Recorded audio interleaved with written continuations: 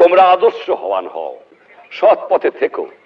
মনে রেখো, মুখে হাসি বুকে বল, তেজে ভরা মন, মানুষ হইতে হবে মানুষ। যখন মাঝে মাঝে আমরা অমানুষ হয়ে যাই। এত রক্ত দেওয়ার পরে যে স্বাধীনতা এনেছি, পরিত্রে পরিবর্তন অনেকের হয় নাই। এখনো ঘুষখোর, দুর্নীতিবাজ, চোরা কারবারি, মুনাফাখোরি বাংলার দুঃখী মানুষের জীবনকে অতিষ্ঠ করে তুলেছে। দীর্ঘ 3 বছর পর্যন্ত এদের আমি অনুরোধ করেছি, আবেদন করেছি, হুমকি দিয়েছি, চোরা নাহি শোনে ধর্মের কাহিনী। কিন্তু আর না, বাংলার মানুষের জন্য জীবনের যৌবন আমি কারাগারে কাটিয়ে দিয়েছি। এ মানুষের দুঃখ দেখলে আমি পাগল হয়ে যাই। কাল যখন আমি আসতেছিলাম ঢাকা থেকে, এত দুঃখের মধ্যে, না খেয়ে কষ্ট পেয়েছে, গায়ে কাপড় নাই, কত অসুবিধার মধ্যে বাস করতেছে। হাজার হাজার লক্ষ লক্ষ লোক দুপাশে দাঁড়িয়ে আছে আমাকে দেখবার জন্য। আমি মাঝে মাঝে প্রশ্ন করি, তোমরা আমাকে এত ভালোবাসো কেন? কিন্তু সেই দুঃখী মানুষ দিন ভরে পরিশ্রম করে, তাদের গায়ে কাপড় নাই, যাদের পেটে খাবার নাই, তাদের বাসস্থানে বন্দোবস্ত নাই, লক্ষ লক্ষ বেকার।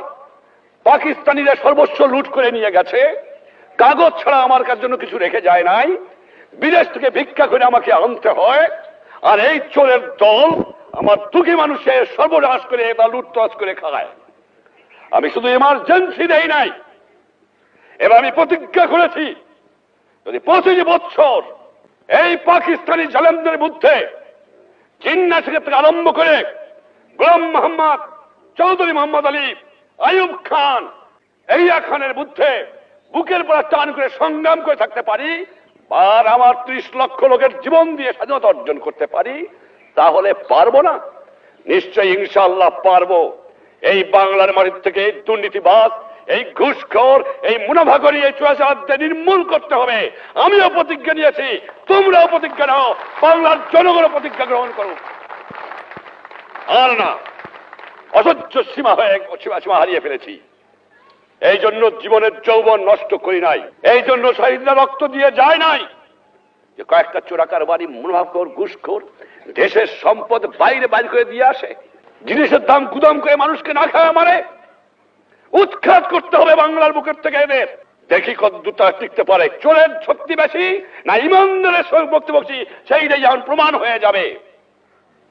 অন্যায়ের বুক কাছে কোনদিন মাথা নত করি নাই। বারবার পাকিস্তানি আমাকে ফাঁসি দিতে চেয়েছে, বারবার বুক টান করে আমি দাঁড়িয়ে রয়েছি, কারণ আল্লাহ আমার সহায় ছিল, বাংলার জনগণের আমার দোয়া ছিল, এখনো সেই দোয়া আছে।